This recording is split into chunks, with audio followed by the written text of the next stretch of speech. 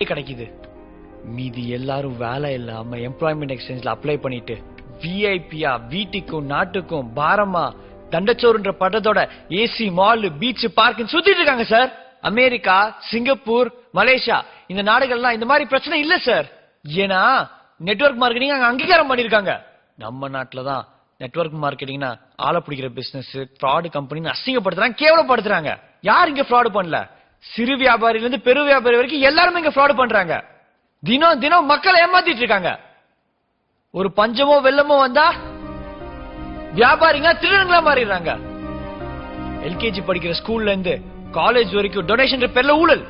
அதை முடிச்சு வேலைக்கு போனா அங்கேயும் ஊழல். இன்ஜினியரிங் செக்டார்ல ஊழல், பேங்கிங் செக்டார்ல ஊழல், மெடிக்கல் செக்டார்ல ஊழல், ஐடி செக்டார்லயும் ஊழல். ஏன் நம்ம நாட்டை வழி நடத்துற அரசியல்ல மிகப்பெரிய ஊழல். ஊழலே இல்லாத ஒரு புனிதமான தொழில்னா அது நெட்வொர்க் மார்க்கெட்டிங் தான் சார்.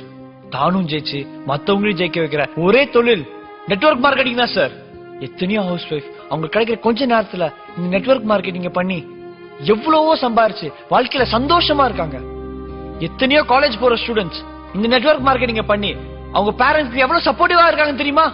நாங்க ஒரு சேல் பண்ணோம்னா கவர்மெண்ட் கட்ட வேண்டிய வரி போக பேலன்ஸ் தான் சார் பே அவுட் கமிஷனா வாங்குறோம்.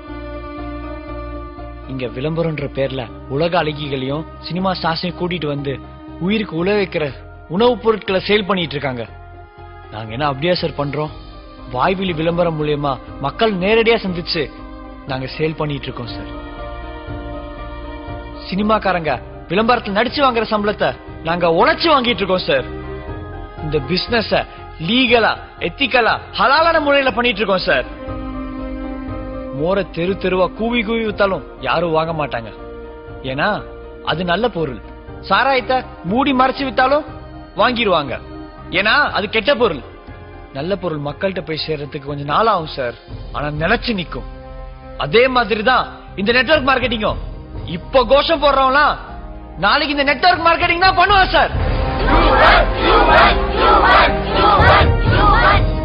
இந்த மாதிரி நேர்மையான மக்கள் ஏமாத்தாத எம்எல்எம் கம்பெனிஸ்க்கு நீங்க தான் சார் ஒரு ஆதரவு தெரிவிக்கணும். இந்த பிசினஸ் நம்பி இருக்கிற எல்லா நெட்வொர்க்கர்ஸ் வாழ்க்கையிலும் நீங்க தான் சார் ஒரு விலைக்கேற்றி வைக்கணும். நெட்வொர்க்கர்ஸ்னாலே ஏமாத்துறவங்க கிடையாது, சமூகத்துல அந்தஸ்து உண்டாக்குறவங்க நல்ல பேர் வரணுங்க ஐயா.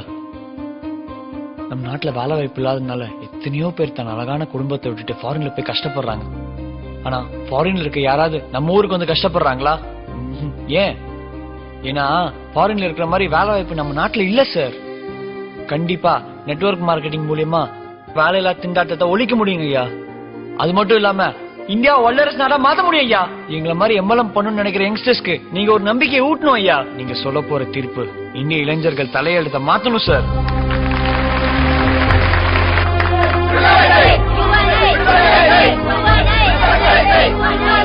இருதரப்பு வாதத்திலும் கூட்டத்தின் கரகோஷத்திலும் தெரிந்துவிட்டது தீர்ப்பு என்னவென்று. மக்கள் தீர்ப்பே மகேஷின் தீர்ப்பு.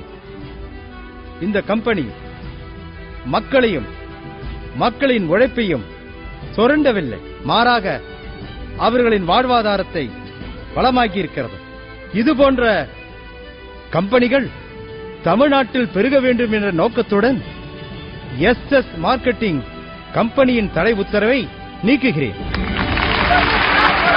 யுவன் என்ற இளைஞனையும் அவரோடு இருந்த நண்பர்கள் அனைவரையும் நிரபராதிகள் என்று இந்த நீதிமன்றம் விடுதலை செய்கிறது.